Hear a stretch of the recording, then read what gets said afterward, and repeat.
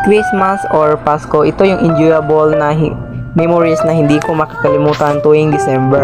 One time, my mother cooked some favorite dishes for dinner, meal, and for lunch also, and I asked her, Nay, ano po yung niluto mo? Ang bango at taste good. Oh, the food that I cook is our favorite food. We call it sinigang. Ah, ang sarap po, Nay. Can I taste? Sure, pwede mong tikman. Oh, thank you, Nanay. Para saan po to? I'm getting curious. Ah, ito para sa YouTube. Na natin to mamayang gabi. Ah, okay po. Ang sarap po. So, that time is memorable kasi magkasama kami ng pamilya namin. Nay, pwede pong lumabas kasi maglalaro po kami ng kaibigan ko. Oo naman, syempre. Uuwi ka agad ha. Huwag ka pumunta sa malayo. Ah, okay po, Nay. At ayun, pumunta ako sa bahay ng kaibigan ko.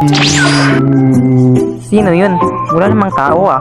Bulala! Hahaha! Eh, ba't ka nang gugulat, Jo? Kasi I'm here to play with you. Are you free now? Yan lang naman. Yes, I'm always free. Kaibigan kita eh.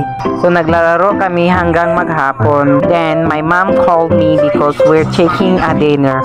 Wow, may pa-English pa. Ay, Jim, uwi muna ako kasi maghahapunan muna kami.